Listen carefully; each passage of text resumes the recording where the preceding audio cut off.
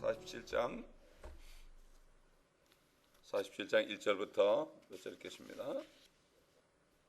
그 후에 그가 다시 나를 전의 문으로 데려갔는데 보라, 물이 전의 문지방 아래에서 나와 동편으로 흘러나가더라. 이는 그 전의 전면이 동쪽을 향해 서 있고 물이 오른편 아래에서 나와 제단 남쪽에서 흘러내려감이라. 그리고 나서 그가 나를 북쪽을 향한 대문길에서 데리고 나와 바깥길로 나를 이끌어 동편을 바라보는 길 옆 바깥 대문에 이르니라. 보라, 거기에는 물이 오른편에서 흘러나오더라. 그때 손에 줄을 잡은 사람이 동쪽으로 나가서 1,000 규빗을 재고 그가 물을 통과하여 나를 데려가는데 그 물이 발목에 차더라. 그가 다시 1,000 규빗을 재고 물을 통과하여 나를 데려가니 그 물이 무릎에 차더라. 다시 그가 1,000을 재고 나를 통과시켜 데려가니 그 물이 허리에 차더라. 그 후에 그가 1,000을 재니 그 물은 내가 건널 수 없는 강이 되었더라. 그 물이 불어나서 헤엄칠 물이요 건널 수 없는 강이더라. 그가 내게 말씀하시기를 인자야, 네가 이것을 보았느냐 하시더니 나를 데리고 나를 강가로 돌아가게 하시더라. 이제 내가 돌아왔더니 보라, 둑 이편과 저편에 심이 많은 나무가 있더라. 그때 그가 내게 말씀하시더라.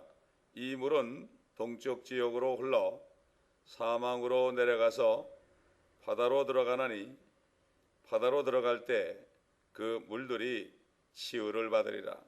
이 강물이 이르는 곳마다 살아있고 움직이는 모든 것들이 살 것이라. 또 이 물이 거기로 들어가므로 거기에는 매우 큰 고깃대가 있으리니 이는 그 물들이 치유될 것이며 강이 흐르는 곳에는 모든 것이 살 것이라. 어부들이 그 위에 서리니 엔게디에서부터 에네글라인까지라. 이것들은 그물을 치는 곳이 될 것이라. 그들의 고기들은 그들의 종류대로 있을 것이며 큰 바다의 고기처럼 심이 많으니라. 그러나 거기 진흙구덩이와 늪은 치유되지 못하고 소금이 주어지게 될 것이라. 뚝 위의 강가로 이편과 저편에는 양식이 될 모든 나무가 자라고 그 잎사귀들은 시들지 아니하며 그 과실도 다하지 아니하고 달마다 새로운 과실을 내리니 이는 그 물이 성소에서 나옴이라. 또 과실은 양식이 되고 그 잎사귀는 약이 될 것이라.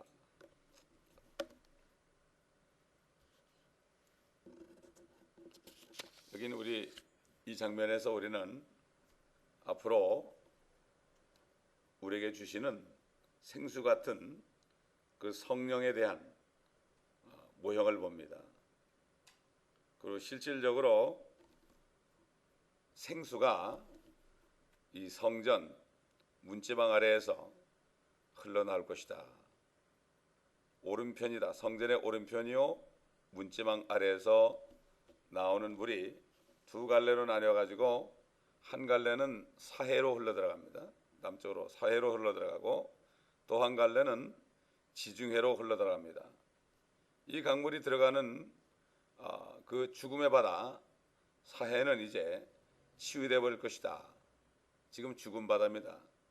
사해가 소금 사자가 아니라 죽을 사자입니다. 그게 사해, 죽어 있는 바다가 이제 살아날 것입니다. 그 바다 밑에는 소돔과 고모라 그 폭삭 가라앉았죠. 그 아래 유황불로 완전히 멸망된 소돔이 들어가 있습니다. 그 안에 그래서 그 다음부터는 죽은 바다가 됐습니다. 소금 바다가 됐단 말이에요. 그래서 거기 사람들이 가서 수영 못하는 사람도 거기 누우면 둥둥 뜨지요. 그런 고기가 한 마리도 없습니다. 이렇게 그때가 되면은 천연왕국이 되면은 그 죽은 바다가 소생되어서 모든 것이 살 것이다. 고기들이 많을 것이다. 이렇게 말씀하고 있습니다. 이렇게 예수 그리스도의 영이 생명의 물이 되어서 성소에서 흘러나오는 것입니다. 그럴 때 이 강이 이르는 곳마다, 강물이 이르는 곳마다 살아있고 움직이는 모든 것들이 살 것이다, 이렇게 말씀하고 있습니다. 이렇게 천연왕국 시대에는 사해가 아니라 생해가 된다. 그리고 고기들은 그들의 종류대로 있을 것이고 큰 바다의 고기처럼 힘이 많으리라, 이렇게 성경을 말씀하십니다, 여러분. 자, 천연왕국의 성소에서 흘러나오는 이 생수에 대해서는 여기 에스겔뿐만 아니라 스가랴서에서 나옵니다. 스가랴서 14장 8절에 보면은 14장 8절 보면은 그날에는 생수가 예루살렘으로부터 솟아나서 그 절반은 앞바다로, 앞바다가 사해입니다, 여러분. 앞바다가 동쪽이거든요. 남쪽으로 내려가면 사해가 있죠. 앞바다로, 그 절반은 뒷바다로 흐르리니 여름과 겨울에도 그러하리라. 주께서는 온 땅을 치리할 왕이 되시리니 그날에는 한 분 주께서 계실 것이며 그의 이름 하나만 있으리라. 뒷바다는 건 우리 성전을 보게 되면은 서쪽이 뒤쪽이죠. 네, 뒤쪽에 있는 것이 바로 지중해입니다. 그런데 개역 성경에는 동해와 서해라고 그래놨어요. 그러니까는 어떤 사람들은 예수님이 한국에 오신다 그런데 얘기한다고 그랬죠. 성경이 이렇게 틀릴 때 이런 웃기지도 않는 그러한 이단이 나오는 겁니다. 어떻게 한국에 예수님이 오십니까? 말도 안 되는 얘기인데 그런 사람들이 있어요. 예. 하기야 뭐 몰몬교 신자들은 유타에 예수님이 또 오신다고 그러죠. 참 이게 어떻게 돼서 그런지 모르겠어요. 자, 이 강들이 사해로 흘러들어갈 때 다시 생명을 얻는다. 참 이게 기가 막힌 얘기죠. 근데 이것을 사람들이 안 믿어지니까 이걸 그냥 영적으로만 해석을 해요. 전부 영적이야. 그러니까 영적이라는 게 보이지 않는 거 아니에요. 그냥 아무것도 안 보는 거야. 뭐 보이는 걸 믿어야 되는데 보이지 않는 걸 믿으니까 그 믿음이 얼마 안 가는 거예요. 그냥 다 사그러지는 거야. 다 신기루처럼 나타났다가 없어지는 거죠. 이건 분명히 생수가 나오며, 그러니까 사해가 살아나니까 고기들이 있으니까 어떻게 돼요? 당연히 낚시꾼들이 거기 있지 않겠습니까? 당연한 거죠. 성경은 성경대로 그대로예요. 그걸 가지고 자꾸 이게 자기가 믿어지지 않으니까 그거를 이상하게 구렁이 담는 거하듯이 영적으로 비유적으로 해석을 하니까 천연왕국이 믿어지지 않는 거죠. 그러니까 그게 믿어지지 않으니까 주기도문 하면서도 그게 무슨 뜻인지 모르는 거죠. 물이 아래에서 제단의 남쪽에 있는 성전의 오른편에서 나오더라, 이렇게 했죠. 성전 건물이 동쪽을 바라보죠. 또 그 앞에 번제단에 있습니다. 그리고 결국은 그 문지방 오른편 아래에서 물이 시작되는데 강을 이루고 번제단 남쪽을 거쳐가지고 성전 안뜰 동문과 바깥뜰 동문으로 흘러나가서 남쪽으로 방향을 틀어서 결국 이제 사해로 흘러나간다, 이렇게 얘기합니다. 사실 주님께서 그랬죠. 요한복음 7장에 보게 되면은 누구든지 목마르거든 내게로 와서 마시라. 나를 믿는 자는 그 배에서 생수의 강이 흘러나리라. 결국 이 생수가, 천연왕국에 흐를 생수가요, 지금 믿는 자 속에 있습니다. 그렇기 때문에 믿는 자들이 입을 벌려서 복음을 전하면 그 생수가 흘러나와서 죽은 자들이 그걸 받아먹고 구원받는 거예요. 그러니까 안에 생수가 있는 사람들은 그것을 자꾸 퍼내야 되는 거예요. 가만히 있으면 안 되죠. 펌프물을 자꾸 퍼내면 어떻게 해요? 안에서 점점 아주 신선하고 찬 물이 나오죠. 육각수가 나온단 말이에요. 더 퍼내면 퍼낼수록 저 깊은 속에서 엄청난 새물이 나오지 않습니까? 마찬가지예요. 우리가 성령의 충만함을 받아가지고 그 성령이 우리가 복음을 전할 때 그럴 때 흘러나와야 돼요. 그러면 죽은 자들이 살아나는 겁니다. 그렇게 살아나는 거지 말 잘해가지고 믿는 게 아니에요. 그들이 성령 있는 사람이 외쳐서 예수를 믿어라, 그러면 여러분도 생수를 받는다, 이렇게 복음을 전할 때 생수가 흘러나가야 그들이 뭘 느끼고 받아먹을 거 아닙니까? 성령이 없는 사람은 아무리 얘기해도 끄떡도 하지 않죠. 자, 2절에 보니까 그 물이 오른쪽에서 흘러나온다. 에스겔이 성전뜰에서 북쪽문을 통해서 밖으로 인도되었어요. 동쪽은 들어갈 수 없죠. 성전에서 나온 물이 동편으로 흘러나가다가 이제 밑으로 남쪽으로 방향을 틀어서 내려가는데, 참 이게 보게 되면은 이제 보니까 어떤 사람이 동쪽으로 나가가지고 1,000규빗을 재고 그리고 물을 통과해서 에스겔을 데려가는데 물이 발목에 찼습니다.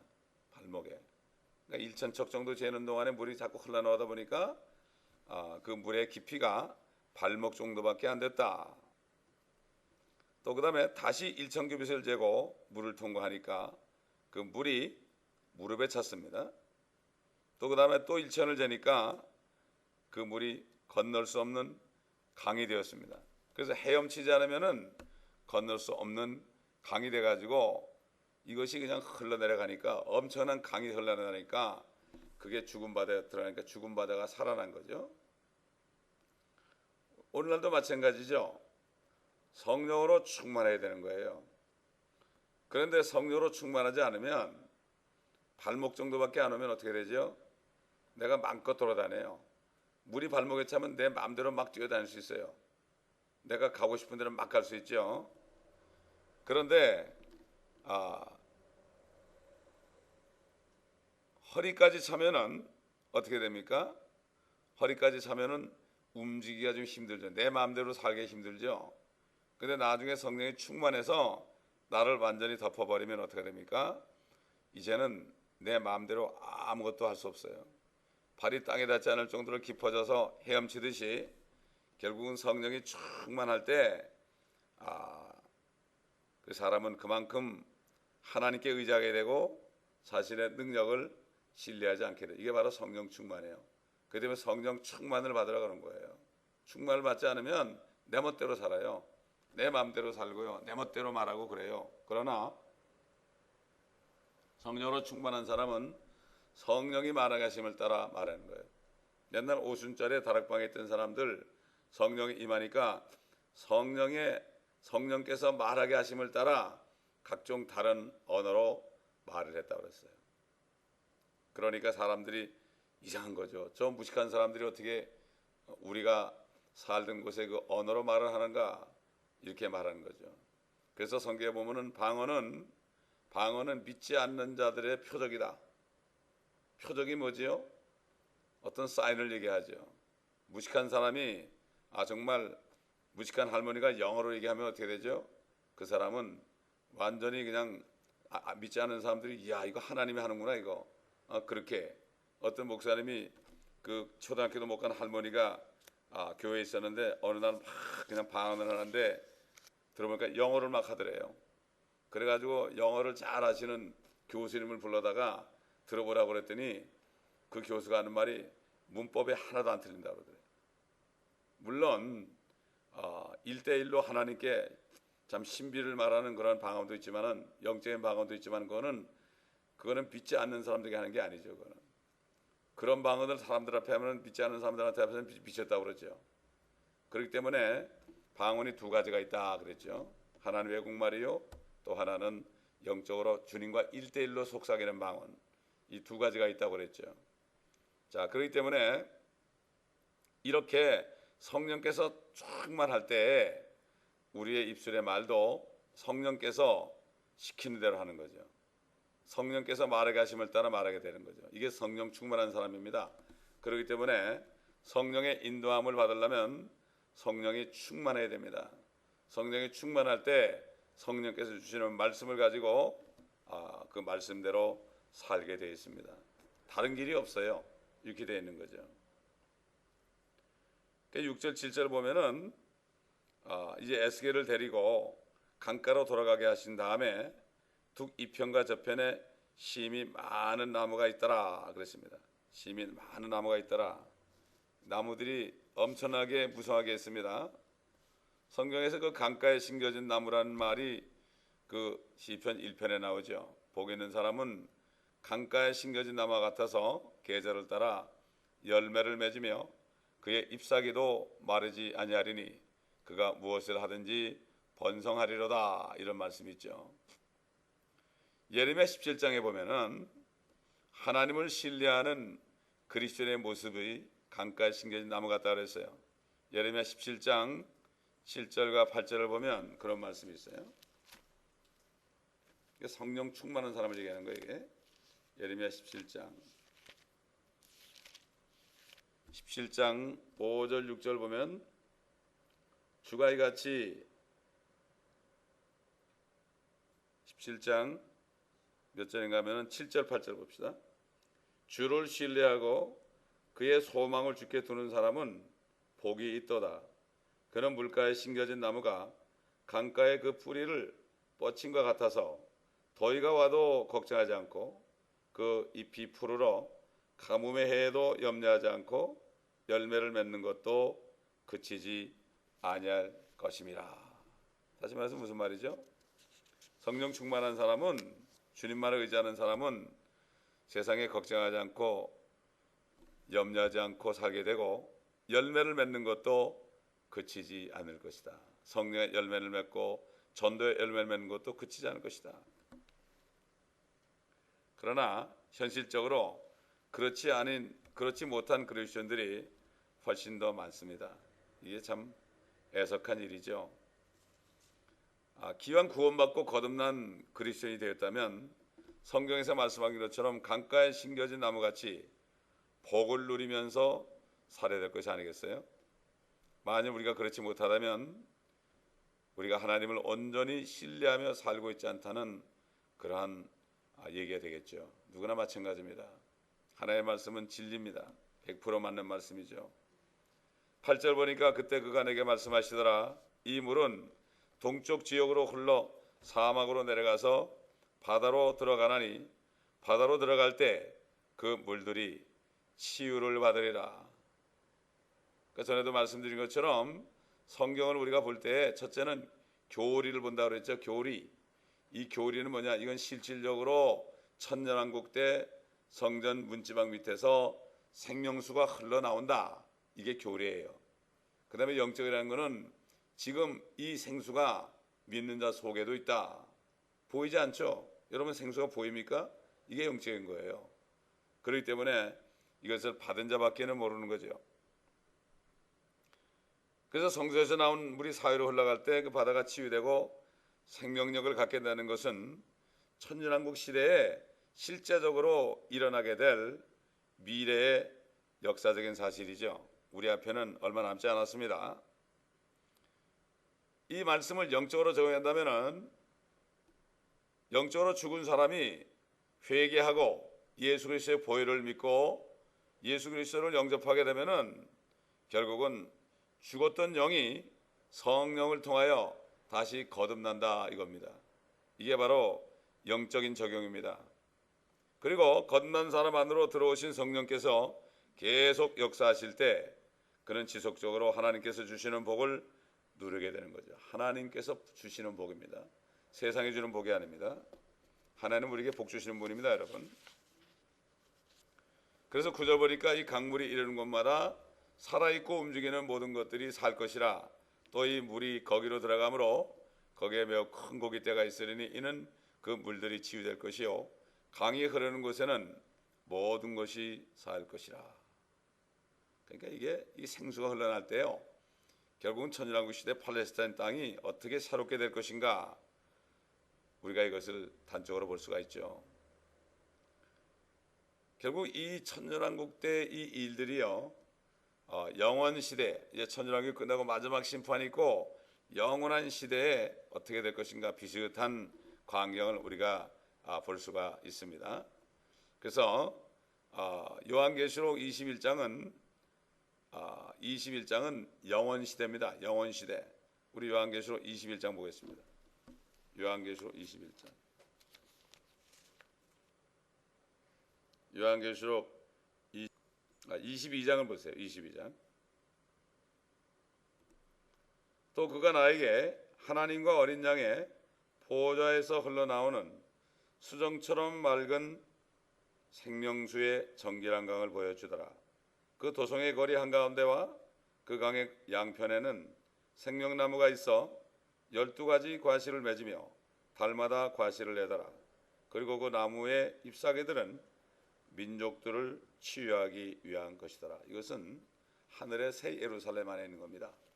새 예루살렘 안에도 하나님의 보좌가 있죠. 천년왕국 안에도 하나님의 보좌가 있죠. 그렇기 때문에 하늘에서 뜻이 이룬 것처럼 땅에서도 이루어지이다 하라, 이렇게 기도하라고 주님이 말씀한 거죠. 근데 많은 신학자들이 이 천년왕국 시대 것을 하늘에 있는 새 예루살렘 것으로 같다고 그래가지고 이 하나님의 왕국에 대해서 완전히 소망을 갖지 못하게 해놨죠. 같지 않죠. 당연히 같지 않습니다. 그 에스겔 47장 12절에 있는 그 나무들의 열매는 양식이 되고 또 그 잎은 약이 된다, 이렇게 얘기했죠. 근데 요한계시록 22장 2절에 있는 생명나무의 잎사귀들은 단순한 약이 아니고 민족들을 치유하기 위한 것이다. 그리고 이 나무들은 도성 안에서 자라고 있다. 새 예루살렘, 우리가 살 새 예루살렘에서 자라고 있다, 이렇게 말씀했고, 이 나무들은 에스겔서처럼 도성 밖 요단강 건너 사막으로 내려가서 사회와 지중해로 흘러가는 것이 아니고, 이것은 바로 하늘 보좌로부터 새 예루살렘으로 흘러나오는 것이다, 이런 얘기입니다. 이게 에스겔에서 묘사하고 있는 천년왕국 시대 예루살렘은 지상에 있는 도성이고, 그러나 요한계시록 22장에서 언급하는 21장 22장에서 언급하는 새 예루살렘은 하나님께로부터 하늘에서 내려오는 큰 도성, 거룩한 예루살렘이다, 이렇게 말씀하고 있죠. 그런데도 이 두 가지 다른 상황들을 혼동하는 사람들이 여러 사람이 있어요. 그렇기 때문에 그 사람들은 성경을 잘 나눠서 공부하지 않고 자세히 보지 않기 때문에 그런 실수를 거치는 거죠. 예를 들어서 에스겔에서 설명하고 있는 도성의 규모에 대해서 결국 나중에 보게 되면은 그 사면이 1만 8천이다. 1만 8천이다. 이렇게 되는데 새 예루살렘은 그 길이가 1만 2천 스타디온이다. 뒤에 가면 나와요. 규모가 달라요. 천년왕국의 그 도성과 그 다음에 새 예루살렘의 도성의 그 치수도 다르죠. 그러니까는 실질적으로 에스겔에서 언급하는 천년왕국 시대의 성읍은 그 규모가 한 9평방마일 정도밖에 안 돼요. 가로 세로가 9마일 정도밖에 안 되는데, 요한계시록 21장의 새 예루살렘은 1200 내지 1500평방마일, 가로 세로가 1200에서 1500마일 정도 된단 말이죠. 이건 완전히 다른 거죠. 이 도성이 보통 차이 나는 게 아니죠. 그리고 이 새 예루살렘은 높이를 가진 입방체예요. 높이까지 있어요. 똑같이 높이하고 길이, 가로 세로 높이가 똑같아요. 그 뭐 중력이 있겠습니까? 그때 같아요. 전부 같아요. 그러나 천년왕국은 지상에 있기 때문에 입방체는 아니죠. 평면이죠. 평면. 이런 것을 볼 때 이건 너무나 사실 이게 두 개가 다르다는 것을 누구나 다 알 수 있을 텐데 왜 이렇게 혼동을 하는지 알 수가 없어요. 또 이 두 도성이 서로 다른 것은 이것뿐만 아니라 성전에서 제사가 드려지잖아요. 에스겔 성전은. 그리고 이 44장에서 성전 제사 일을 맡은 제사장에 관한 규례가 있죠. 요한계시록 21장에서 언급하는 새 예루살렘에는 성전도 없고요. 또 성전 제사도 없어요. 그래서 보면 21장 22절 보면 내가 보니 성 안에는 성전이 없더라. 이는 전능하신 주 하나님과 그 어린 양이 그곳에 성전임이라. 이렇게 말씀했죠. 이렇게 천년왕국 시대에 건설된 새 성읍과 영원 시대 하늘에서 내려오게 되는 새 예루살렘은 서로 다르다는 것이 상당히 중요하죠. 이것은 주님께서 서로 다른 두 민족을 위해 마련해 주신 유업이 서로 다르기 때문입니다. 이스라엘 민족을 위해서 마련한 유업과 또 거듭난 그리스도의 신부들을 위해서 만드는 유업이 다른 거죠. 그렇기 때문에 유대인들도 지금 예수를 믿으면 신부의 반열이 돼서 새 예루살렘에 가는 거예요. 그러나 그들이 믿지 않고 있다가 나중에 환란 때 회개하고 들어가면 천년왕국 그 도성밖에 못 가는 거죠. 그렇기 때문에 그리스도의 복음은 첫째는 유대인이에요. 그들에게 먼저 기회를 줬죠. 첫째는 유대인에게요, 둘째는 이방인에게로다. 그래서 예수님이 어디 오셨어요? 이스라엘에 오셨잖아요. 그래서 복음을 전하셨잖아요. 그들이 먼저 예수를 믿었으면 어떻게 돼요? 믿은 사람들이 소수가 있죠. 그들 소수가 있어요. 뭐 창녀라든가 세리라든가 또는 가난한 사람들, 주님의 제자들, 이런 사람들 믿었잖아요. 그 외에 여러 사람들이, 그때 소수의 사람만이 예수를 믿고 수가성여인 같은 사람들, 그렇게 된 거죠. 그때는 기회는 그들에게 항상 먼저 주신 거죠. 주님께서 이렇게 두 가지를 가지고 하늘에서 뜨시는 것처럼 땅에서도 이루어지이다, 이렇게 기도하라, 이렇게 말씀하신 거죠. 자, 결국 이 지상의 예루살렘 성읍은 유대인들이 살게 되는 유업이다. 그리고 지상에 함께 예수님과 함께 내려오는 그리스도인들은, 휴거된 성도들은 이 땅에서 통치하는 그러한 유업을 받았다. 왜냐하면 이 땅에서 고생을 했기 때문에, 이 땅에서 핍박을 받았기 때문에, 궁핍했기 때문에, 모욕을 받았기 때문에, 공경에 처했기 때문에, 약한 가운데 있었기 때문에, 그렇기 때문에 그것을 갚아주는 거죠. 그래서 사도 바울이 로마서 8장에 현재 우리가 받는 고난은 앞으로 우리가 받을 영광과 좋게 비교할 수 없도다. 이 말씀이 바로 그 말씀이죠. 또 디모데 후서 2장 12절에도 우리가 참으면 그와 함께 다스릴 것이요, 우리가 그를 부인하면 그도 우리를 부인할 것이라. 자, 예수 그리스도께서 마련하신 유업은 하늘에서 내려오는 영적인 유업이죠. 썩지 않고 더럽혀지지 않은 영적인 도성 새 예루살렘이고, 장차 하늘에서 내려오되 지상에는 착륙하지 않은 도성입니다. 번쩍번쩍하는 어떤 별처럼 보이죠. 위성처럼 보이죠. 자, 이렇게 여기는 유대인이 아니라 교회, 그리스도인들이 들어가게 살게 되는 곳이고, 이처럼 하나님께서 마련하시는 두 도성 가운데 하나는 유대인을 위한 유업이요, 또 하나는 그리스도인들을 위한 유업이 되는 거죠. 비슷해요. 그렇죠? 비슷해 보이지만 같지는 않습니다. 똑같이 강가에 뭐가 있어요? 달마다 열매를 맺는 과실나무들 있죠. 똑같아요. 이거 비슷합니다. 그러나 같지는 않은 거죠. 같지는 않은 겁니다. 자, 천년왕국 시대 예루살렘은 영원 시대에 하늘에서 내려오게 될 새 예루살렘의 모형이 되는 거예요. 모형 아닙니까? 하늘에서 뜨시는 것처럼 땅에서 이루어진다. 그 자체가 새 예루살렘은 아니죠. 10절에 보니까 어부들이 그 위에 서리니 엔게디에서부터 에네글라인까지라, 이것들은 그물을 치는 곳이 될 것이라. 그들의 고기들은 그들의 종류대로 있을 것이며 큰 바다의 고기처럼 심이 많으니라. 이거 실제로 어부가 있는 거죠.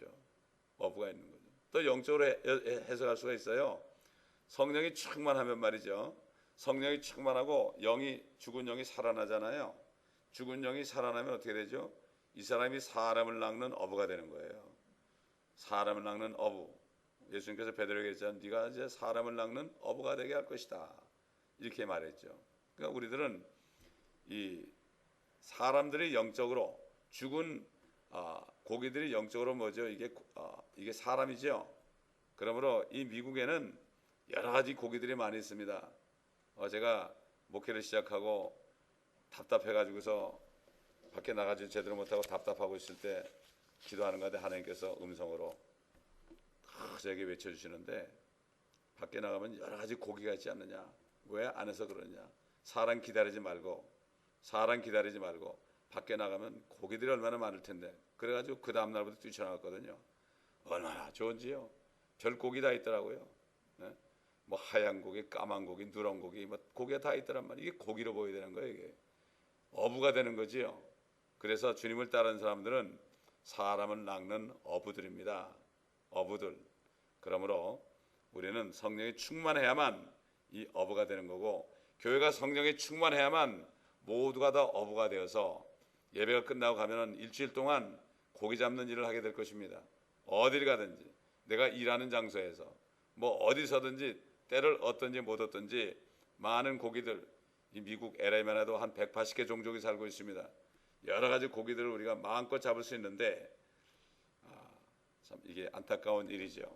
그러므로 오늘 이 시간에 기도할 때는 우리 교회의 모든 성도들이 성령으로 충만해서 다 성령의 인도함을 받게 도와주시고, 그러므로 모두가 다 고기를 잡는 어부들이 되어서 많은 고기들을 잡아서 주님께 드리는 모든 사람이 되게 하옵소서. 사도 바울이 그랬죠. 이방인들을 제물로 드리는 것이 하나님을 기쁘시게 한다. 하나님이 제일 기뻐하는 제물은, 제일 기뻐하는 헌물은 바로 죽은 영혼을 구원해서 교회로 모셔와서 아버지께 드리는 것, 이것이 가장 귀한 겁니다. 이게 가장 귀한 겁니다. 이게 가장 기뻐하신 거죠. 회개할 것이 없는 99명의 의인보다도 회개하는 한 사람의 죄인 때문에 하늘에서 천사들에게 큰 기쁨이 된다고 그랬습니다. 이 시간 주님 한번 부르고 기도할 때 이 교회가 이렇게 될 수 있도록, 그러면 모두가 다 하나님 주신 축복을 받으면서 걱정하지 않고 근심하지 않고 살아갈 수 있도록 도와달라고 이 시간 주님 한번 부르고 중보기도 합니다.